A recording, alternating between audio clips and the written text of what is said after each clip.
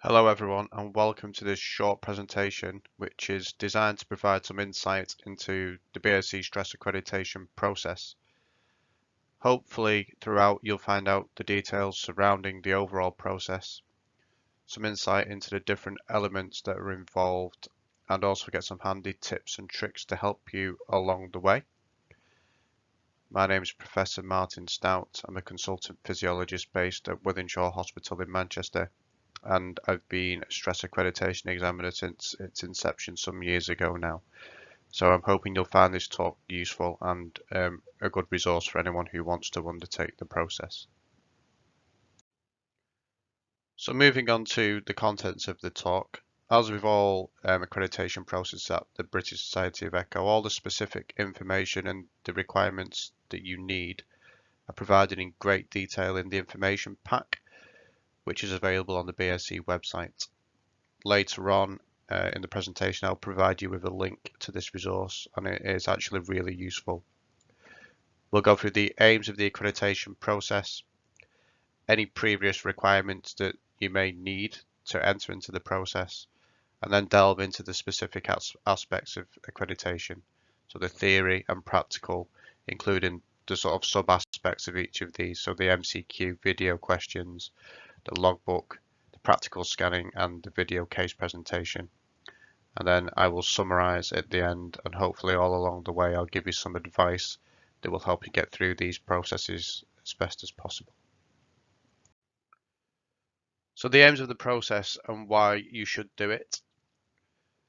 Quite simply, I think if you are a BSE member and you want to be able to safely run your own stress echo list, whether that be an exercise stress or pharmacological stress, then this process should give you the skills, the confidence, and for your department, some form of guarantee that you are competent and able to do so. Remember that accreditation in stress is run as a service for the membership of the BSE, so it's not a compulsory aspect that you have to achieve to run your own stress echo list, and it's also not a regulatory certificate. If you do undertake the process, then those who are accredited, then you are able and expected to be able to perform and report stress echo unsupervised and lead your own list. As with all processes of accreditation at the Society, there are two parts. There's a written theory examination, which comprises MCQs and MCQs attached to video questions, and also a practical assessment, which forms the three parts very similar to the transthoracic accreditation.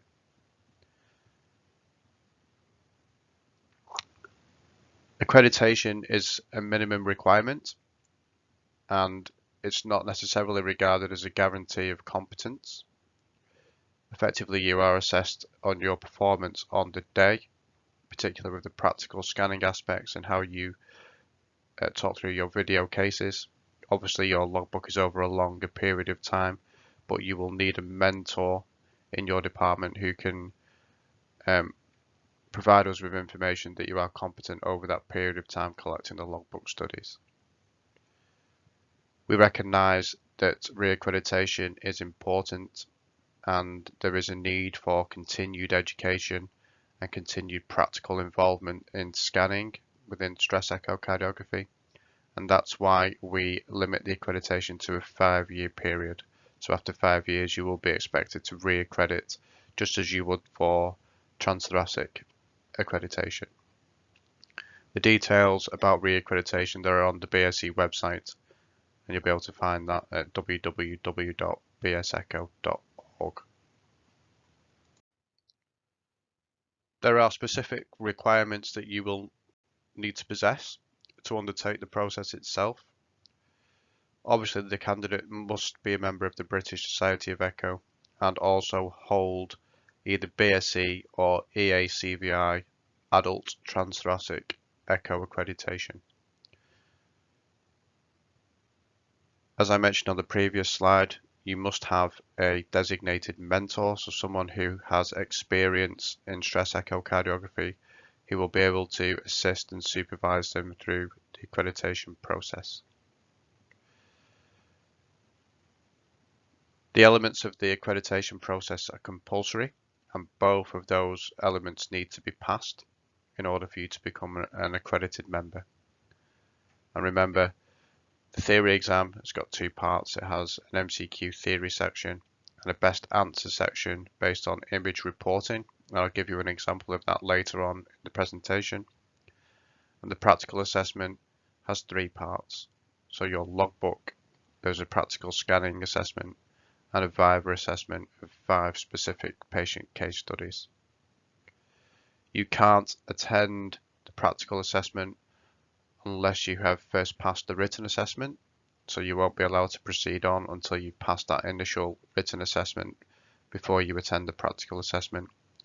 And the logbook period should be collected over a period of no more than 24 months from that written examination.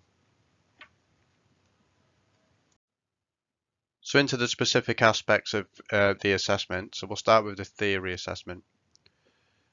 So there is a full training syllabus and a recommended reading list that goes alongside this syllabus available in the Stress Echo Accreditation Pack on the BSE website. The theory assessment at this time is held once a year, usually around about the autumn time. And as for the transthoracic accreditation process and the other accreditation processes, this is held at Pearson View centres across the UK, in the Republic of Ireland, and also available in some overseas locations. Dates and times and the online registration, as usual, are announced on the BSE website, and you'll be able to see those on the BSE website pages. Remember that in order to pass the written exam, you've got to pass both parts. So you have to pass the MCQ theory and the image reporting section. The pass mark for the MCQ is generally 70%, and the pass mark for the image reporting section is generally 60%, but you need to bear in mind that this will be moderated, so the chair of accreditation may adjust those marks slightly either up or down based on the overall performance. You can resit the written exam as many times as you like, subject to payment. And the accreditation overall is only awarded once you've completed both parts of the assessment. So you can't just pass one part and get a so-called partial accreditation. You need to make sure you've sat the whole process in order to achieve the accreditation. So here are a few examples of the MCQ type questions that you might encounter as part of the process. There are 20 questions and you have 1 hour to answer all those questions. And you should bear in mind that these questions test knowledge of stress echo related findings, not outside of stress echo. So you can see from the examples here, you get a question and then you get 5 stems for that particular question. There's no trick questions. There are no fixed numbers of correct answers for each of the questions within the stems, and you simply have to mark true or false to the statements that are in there. And there's no negative marking like there used to be in the very olden days when I first underwent transthoracic accreditation. So you will either get a score of 1 for a correct answer, or 0 for an incorrect answer, or an answer that you have left blank. So based on the fact that there are 20 questions with 5 stems, the maximum possible mark for this section within 1 hour is going to be 100 marks. The image reporting section of the written exam consists of 15 STEM questions, which are based on 15 actual patient case studies. And you have an hour and a half, 90 minutes to answer those 15 questions within this particular section. With the case, you get some background details. So if you look at this example here, we have a male, 57 years old, typical stable angina type picture, so exertional chest pain, some risk factors, type 2 diabetes, raised cholesterol, and it's a dobutamine stress echo that we are looking for inducible ischemia. You also get some baseline echo data that you would obviously look for yourself. So here we've got end diastolic volumes, stroke at baseline and peak stress. We also have the blood pressure and heart rate response at baseline and then throughout the different stages of the dobutamine process. With each of the 15 case studies, you will have some STEM answers, and you have to choose the best or the closest possible answer to what you think the study actually shows. Based on the fact that there are 15 studies and 15 single best answers, then the maximum possible mark for this section is actually just 15. So if you look at the example here on the right from the dobutamine stress, then based on the baseline data that we've got and the images that are shown, you have effectively 4 choices to choose from. I think it's pretty obvious and clear to say that STEM A, there's evidence of inducible ischemia, and with it being apical and apical cap, it's likely going to be the left anterior descending territory based on that. So that will be your closest best possible answer for this particular video case, and then you will get 1 mark for answering that correctly. So on to the practical assessment. We try to hold this up to twice a year, but generally we run it as per candidate demand. So as candidate numbers are quite low going through the process, there might only be 1 examination per year. We aim to hopefully do it twice a year, and what we try to do is hold it based on the candidates that have applied and their location. So we often run these processes down in London and often up in Manchester, and we tend to alternate between Manchester and London. However, if all the candidates were from a southern area, then it may be held in London twice, or if they're all from a northern area, it might be held up in Manchester twice. Again, the BSE website will give you the times, dates, locations, and all the registration instructions, and you can always contact the BSE, and if there's a particular problem, then they will be able to help you and talk you through the registration process. Remember, there's 3 parts to the practical assessment. You need a logbook of 200 cases with a specific split. There is a practical scanning assessment where you will be asked to perform a stress echocardiogram on a volunteer, and then you will have to prepare 5 video cases, and you will be assessed in the form of a Viva on at least 3, potentially more, of those case studies. You need to attend for the practical assessment within a 26-month period of actually starting the accreditation process, and that extra 2-month grace period outside the 24 months has been designed really to give you time to review, prepare and submit the logbook and the 5 Viva cases, because we know that there are some elements of the logbook that can be quite difficult to collect, and those are usually the structural stress echo studies. Don't register until you've collected a logbook and the case studies, and it's obviously your own responsibility to ensure that all the information that you input onto the registration forms is correct. Anything that's incorrect, it's going to either significant delay or result in your registration for the practical assessment being rejected. So if we delve into the logbook aspect of the practical assessment in a little bit more detail, it's designed to hopefully reflect the normal caseload of a general sort of cardiology department, and it has some constraints that you need to meet. At least 40 of your cases that you include should demonstrate ischemia or viability. Obviously that's a minimum number, so you can have more than 40, so you should wish. There should be at least 20 cases that demonstrate structural heart disease.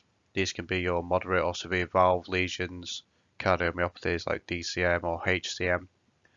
And you should be able to justify the use of stress echo in a particular structural heart disease if you're questioned about it.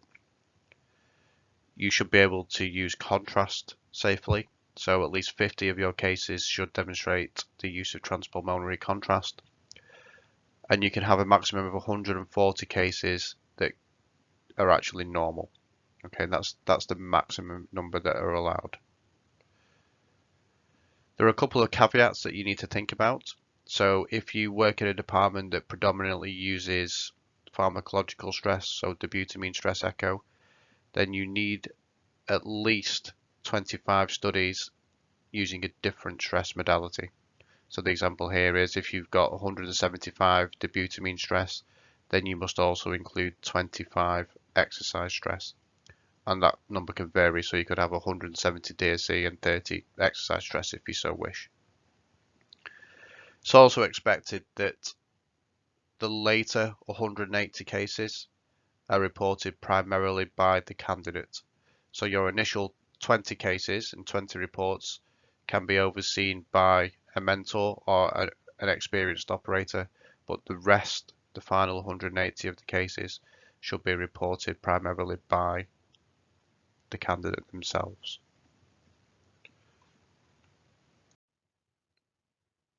As markers for the logbook cases, we are given the following table to help us understand whether the logbook studies are to the given standard that we would expect.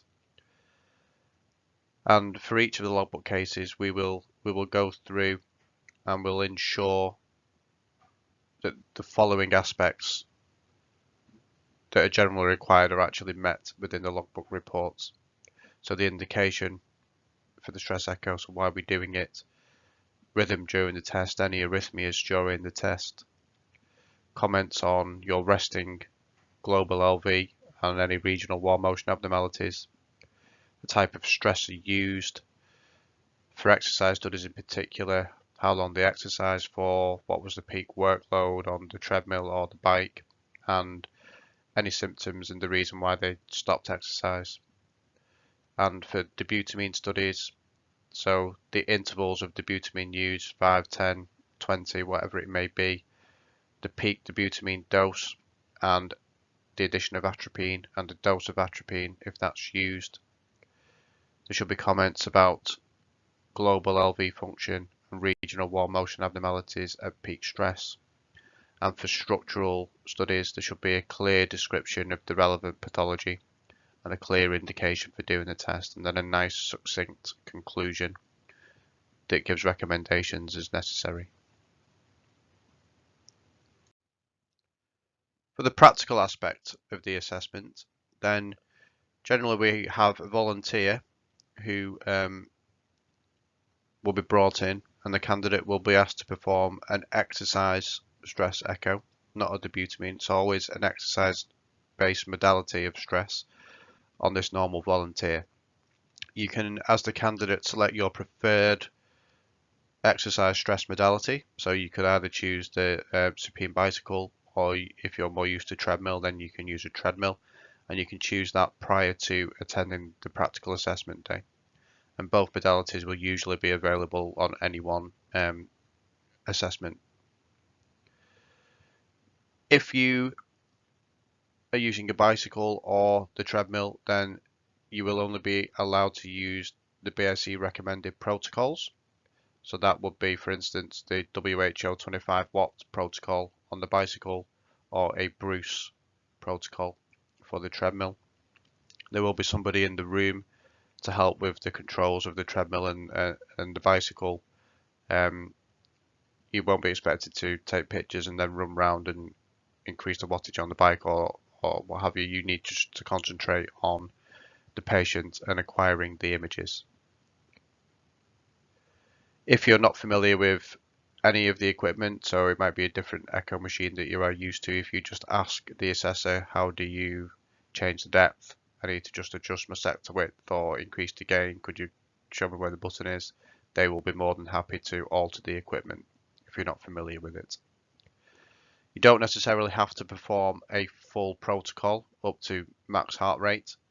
The study generally is stopped way before that point. It could be stopped sooner if the instructor is not happy with the candidate, or it might run a little bit longer if we are asking questions of the candidate while the volunteer is exercising. And there's going to be discussions around why did you pick that image? Is there any way you can improve the optimization of that particular view? Just so that we are ensured that you are capable of getting the required image quality to give us the best opportunity to analyze the stress data that you get from the test itself. So here's an example of the scanning assessment marking criteria. And it's really important that when you walk into the practical assessment, the scanning part of it, that you are treating it like a clinical situation. So you should go into the volunteer who will be given a predetermined scenario of their symptoms, any particular risk factors, to question them. So make sure you ask them enough questions so you get an idea of their symptoms, their history. It will give you an additional idea as whether it is physically safe to perform the stress, and you can use that alongside your baseline images to determine whether or not you will go ahead with the stress itself. So always treat it as a clinical situation. The marking criteria itself is weighted by importance. So you will see that there is fail, borderline pass, and pass. And then next to that is a weighting. So if you look at checks patient identity for the first example, then our criteria is that you should check the patient identity using 3 unique identifiers. So if you fail to do that and you only use 2, for instance, then you will score borderline pass, which will be 2 points. The weighting is 3, so it will be 2 times 3, which will give you a max score of 6. The higher the weighting, so for things like baseline requirements, contrast requirements, and leading the protocol, they have a slightly higher weighting. So whether you get borderline fail, borderline pass, that will be multiplied by 5 rather than 3. The image quality for the volunteer is checked by an experienced operator prior to you entering the room. Okay, so there's not going to be any situations where it's really difficult to get images or the images are terrible. There's no tricks, and we're not trying to trick you into a situation where you're going to fail. When we do the practical scanning assessment, then we are very much giving you the opportunity by asking you questions to covering any gaps that you may have inadvertently left. So, for instance, one of them would be, we don't use contrast. Okay, it's not a good idea to use contrast on a volunteer. So if we don't need to use it, the image quality is going to be good enough prior to anyway, not to use contrast. But we may ask you some questions about the use of contrast and the safety elements regarding contrast. Okay, so we try our very best to get you to talk to us and tell us what we want to hear. And we're not going to ask you a trick question that will leave you in a point where you're thinking as though you're going to fail this part of the assessment.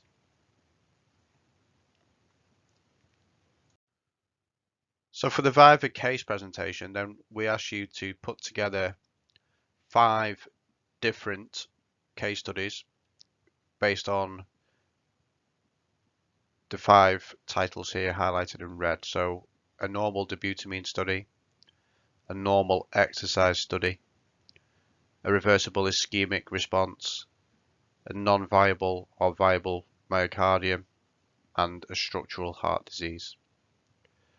And for each of those, we would expect you to put this together as a formal case with background information about the patient history, any clinical examination that was done, into a PowerPoint presentation so you can present it as a case with the images and then a report and then any recommendations that have been suggested after the report's been compiled.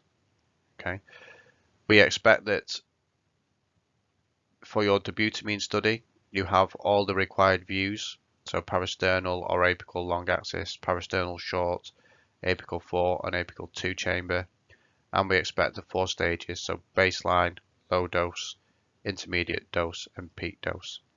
You may want to put in a recovery if, for instance, we're doing a reversible ischemic response and it's very, very positive, just to ensure that there's recovery of the regional 1 motion abnormalities during the recovery period. When you insert the images, it's really important that you get them synchronized, so they play in a synchronized manner so that you can actually see the systolic and diastolic aspects of the cardiac cycle, and it's all synchronized for the different stages of stress. For the exercise study, again, very similar views. Obviously, if it's a treadmill stress, then you're not going to be able to have low dose and intermediate doses, so you will just have baseline and immediately post peak stress. If it's a cycloergometer, then we're able to take images very much aligned to how we would do with the dobutamine study, so you'll be expected to have the 4 stages.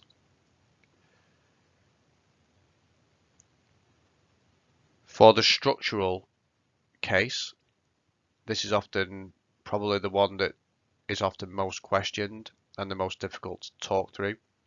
Then there should be a good full baseline transthoracic echo that demonstrates the pathology very, very clearly and it's fully assessed.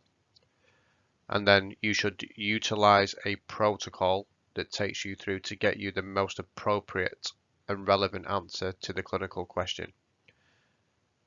And generally, we would expect baseline, low, intermediate, peak, and post-peak, if appropriate, for each of the structural heart cases. Okay, so your structural disease ones may be treadmill stress for hypertrophic cardiomyopathy and outflow gradients.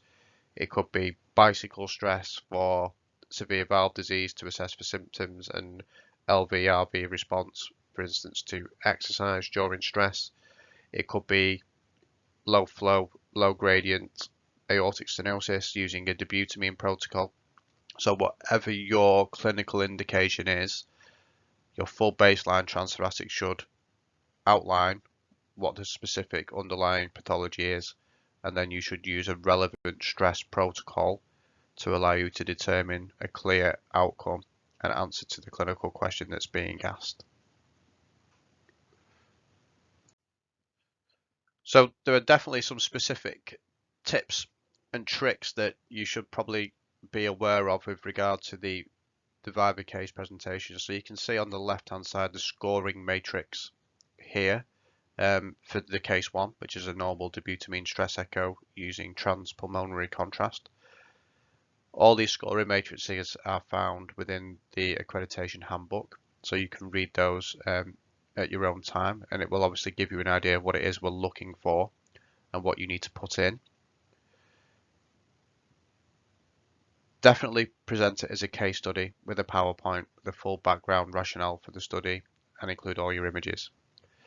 Sounds obvious, but check that your images play before you attend, and the best way of doing that is to do it on your own laptop. Make sure they play on your own laptop and bring that with you so you know and you're confident that everything works how it should do. I would back it up on a memory stick if you can do that as well, just in case, you never know. And then be prepared to explain and be asked questions.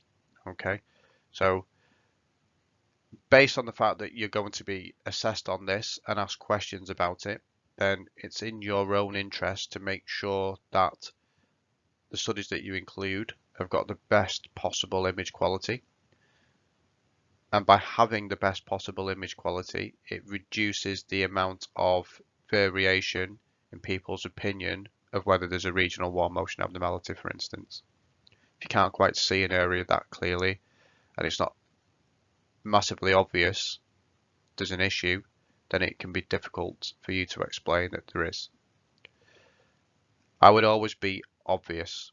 So try and pick a good case with really good image quality that's got an obvious abnormality on it, whether it be a regional wall motion abnormality or there's an obvious improvement in LV function. And again, it will reduce the amount of scrutiny that you would receive based on something that's not quite as obvious, and it could be a little more woolly. Use the current guidelines and the current evidence base. Yeah, so use studies that we know that stress echo is indicated and it's going to be used in a way that will give you a clear rationale for doing the test and will give you a clear answer to the clinical question. Don't be afraid to scrutinize yourself. Yeah, so have a look at the cases, go through them yourself, maybe show them to some other people in your department. By doing that, you'll probably be able to predict what sort of questions you might get based on each of the cases that are reviewed. We tend not to review them all. We might pick 2 or 3, probably 3 the most common. And if we are not 100% certain that clinically you understand the rationale for doing the test and we're not sure that the reporting is as clear or as concise as we would like, then we might ask you to show another case just so we can make a more informed decision. Generally, if we are not happy with maybe 1 or 2 of the Viva cases, then we might just ask you to resubmit a particular one. So it might be, could you please resubmit a more obvious, better example of a structural disease? Or it might be, we're not quite happy with the normal dobutamine. We think you could get a better study that demonstrates your ability to do a normal dobutamine stress with contrast. Please could you resubmit another one of those? So we don't necessarily, if we're not happy with one of the Viva cases or even 2 of the Viva cases, say this is a fail, you need to go away and start the process again. I think we're pretty lenient overall at saying, look, you just need to resubmit a particular one. We'll check that, and then hopefully that will be good enough to get you through this particular part of the practical assessment. So there are a number of outcomes that you may be subject to after you have completed the process itself.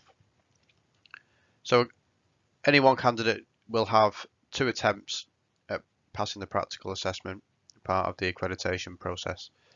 If you need a second attempt, then you will have to pay a fee, which is currently £137.50.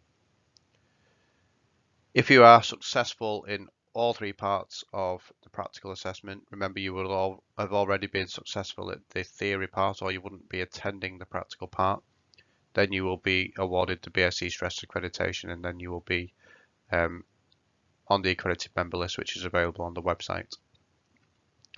If you are unsuccessful in any of the 3 parts of the practical assessment, then you will unfortunately have been deemed to have been unsuccessful at the first attempt.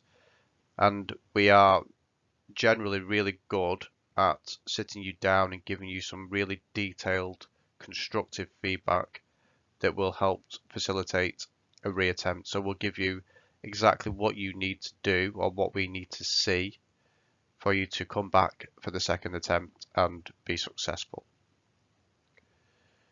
You may, if you're unsuccessful at the first attempt, be asked to resubmit some logbook reports or Viva case studies. If you are, again, we'll give you lots of pointers of what we need to see to make sure the ones that are resubmitted are of good enough quality. If you are asked to do that, they've got to be new reports or new case studies. Yeah, so you're not allowed to go back and change one that you've already presented or adjust a logbook report a little bit and then resubmit it. Okay, so it's got to be a new report or a new patient case study. If you come back for a second attempt of the practical assessment and you are unsuccessful, then unfortunately then you have to at that point begin the accreditation process again, and that means unfortunately undertaking the written examination again. Successful passing that, then you'll be able to come back and complete the practical aspect as well. In general, I think the amount of feedback you would receive if unsuccessful at the practical, the majority of candidates, by the time they come back for the second attempt, they've taken on board that detailed constructive feedback and they are generally successful at the second attempt. So to summarize, some important things that you need before the process, some important things you need for the written theoretical parts of the process, and some important things you need for the practical parts of the assessment process.